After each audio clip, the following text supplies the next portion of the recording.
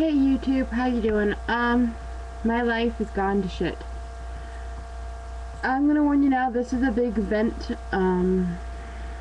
big trigger vent swearing,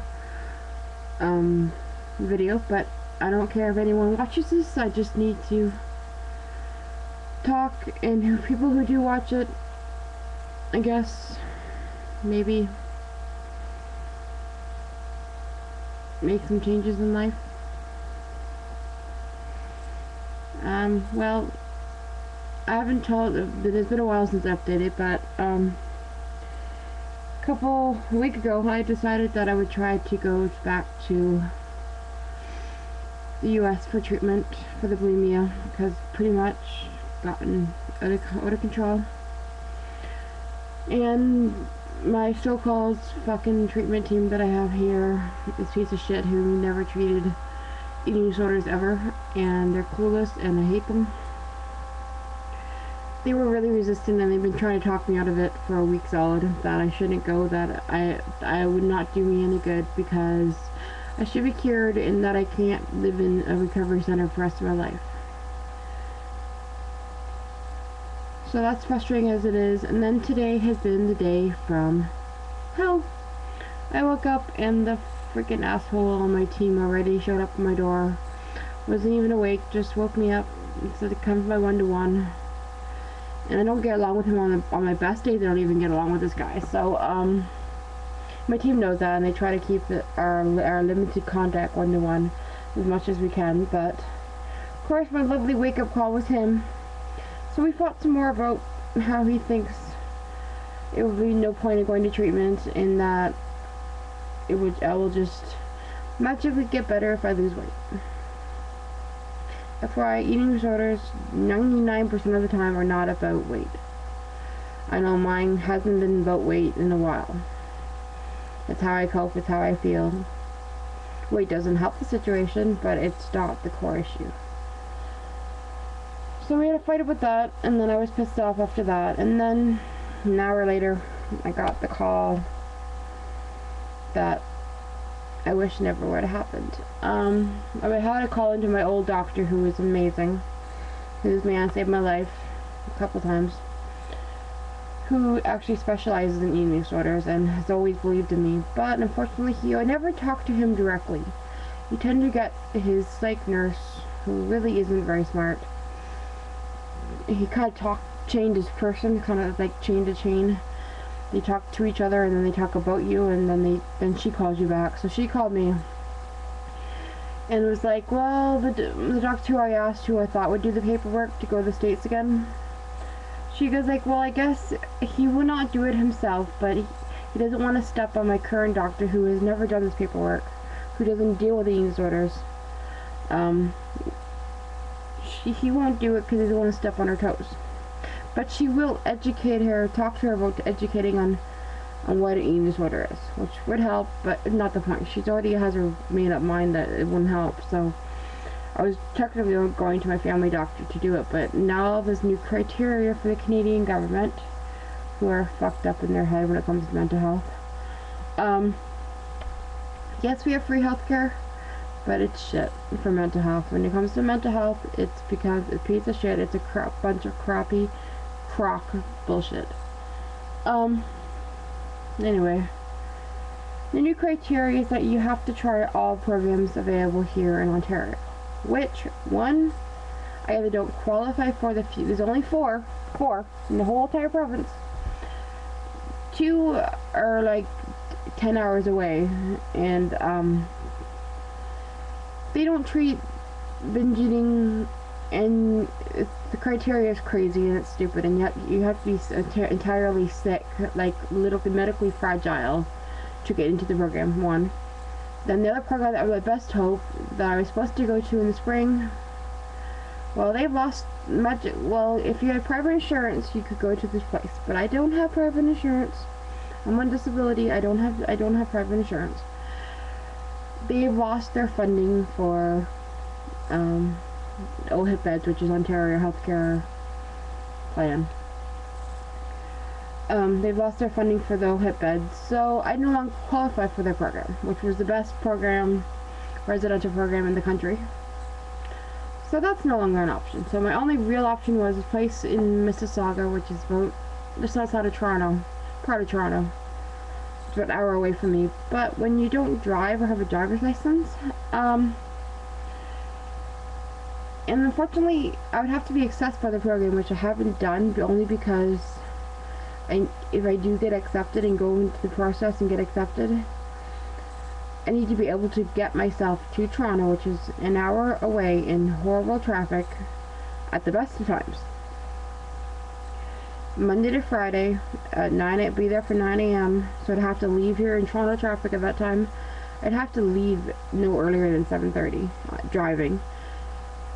And I'd be picked up around 6:30 at the hospital, take it back to Cambridge for it to my own city. So one, I don't drive and I have a driver's license, so that's not really an option to drive myself. And I tried the bus system and I looked into it, and you would have to have 3 separate bus passes, 3 different cities, for a total of $500 a month.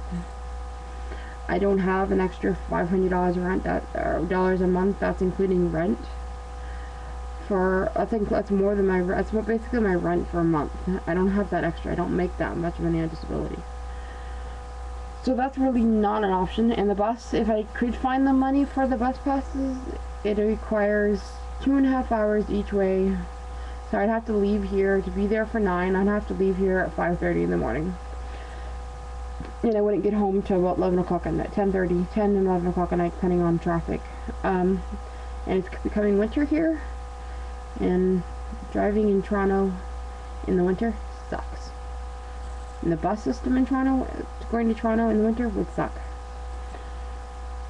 So unless I can figure out how to get myself there and back, and I could find a ride to have someone commit to driving me back and forth for the program altogether, for them to go through the entire process, is 5 months. It would be the first 2 months would be day program, 2 or 3 months would be day program, and then you start transitioning out to weekly visits for 5 months total.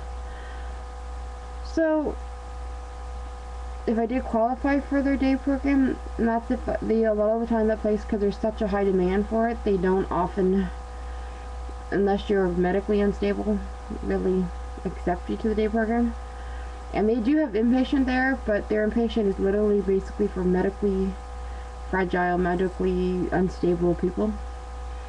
So I'm not, well, to their requirements of what they've considered medically unstable. I do have health problems from it, but they're not unstable. So I'm literally now faced with basically a no team that does not believe I need treatment, a team who has never treated eating disorder. I no longer have any options for treatment in Ontario unless I'm made of money. And the thing that pissed me off, I could handle the criteria for needing the new, and then it actually has to be recommended by this day hospital before you can apply for out of country services. You have to go through them like a stepping stone. So basically that's not an option. That's somehow between Mom and I, my family, got to figure out transportation if it's possible. On top of it, all of this video is going to be make it, but I'll try. On top of that, I could have handled just that news. I was upset, but I could have handled that. And the fact that the stupid nurse had an audacity to even mention the fact that she doesn't think it would be help at all to go back to treatment, because I should be cured, I should have the tools, that it will not help again, which I've heard all from my team already have, and the fact that I should just join Weight Watchers and that will solve my problem. I was like, eating disorders aren't about weight, not completely. There's deeper issues going on, way more than just vanity and wanting to be thin. That's part of it for me, but not solely the reason I do it. And I don't have money for Weight Watchers. I can't afford their program and the weekly meetings and all that stuff. One, a diet doesn't fix eating disorders. It doesn't stop the binging and purging. doesn't magically make it go away by eating healthy and losing weight. Then she said, well, why don't you ask your parents for money for private therapy, which is $100 for the therapist that she wants me to see. It's $100 a session, and she wants to see me twice a week. So that's $200 a week. I'm supposed to shell out, magically appear money-wise, for therapy, for 2 hours of therapy. I don't have that. And she's like, well, ask your parents for money for Weight Watchers and for therapy. My parents are not well off. We do not have money. We are barely surviving as it is now. That's partly why they're moving right now. Like, why do these mental health professionals fucking think money grows on trees? That because they make $100,000 or more, that everyone else in the world is supposed to magically have money, or just have magically rich parents to ask you for money? It doesn't work that way for everyone. Like, what the fuck? So I was just pissed off. I hung up on her. I was just beyond done trying to explain to her that I can barely keep my head afloat now, but financially pay for my own self. My parents help me with food as it is to keep me alive, or I use food banks because I don't have the money for my bills are too high to meet my needs. So on top of that, and then I have lovely news. The lovely effects of my eating disorder are catching up with me. As much as I hate to admit it, my body is showing signs of the wear that the bulimia has, especially within the last year, has caused. I love we have this new thing called esophageal reflux, which is your esophagus, the tube that goes from your mouth to your stomach. It now goes into spasm when you eat, and you basically choke because the food can't go up and it can't go down. So it goes into spasm and you have to wait till it stops, or you can't swallow, you can't do anything. It's just lovely, it's painful, and it's like scary because you can't swallow and you're choking, but you can't. It's scary as hell. So I love they have that. I've done damage to that, so that's another new side effect. That started a week ago, so that's good. Then I'm going to the dentist next Thursday, which I'm dreading. And I've already lost a ton of teeth to the bulimia, but now I need at least another 4 pulled, and that will give me no molars to chew. I can barely chew as it is now. I have to cook everything to shit to make it soft so I can eat it.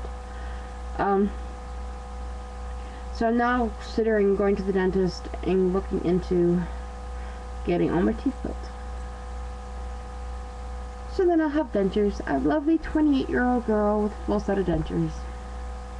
Lovely fact of bulimia.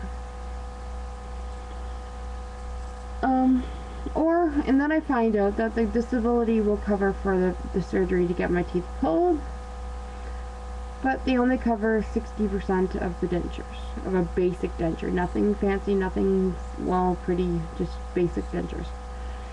So I guess now I gotta figure out to come up with more money that I don't have for my half of the 40% that they don't cover. Or I could just go with my teeth rotting out of my mouth and abscessed and just chew baby food for the rest of my life. So my life has come to shit, and I'm stressed. And I'm feeling really hopeless right now. I'm not suicidal for once. I'm just fed up. I don't know what else to do or where to turn. I don't know where to get help. I don't know who I have to convince. I don't know who I'm supposed to ask.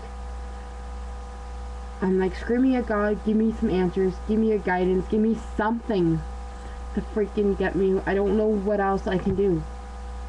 Or what else I have to say to get help that I'm asking for. Well, this is my time limit. I'm done ranting. Watch this if you want, or just shut it off. Bye.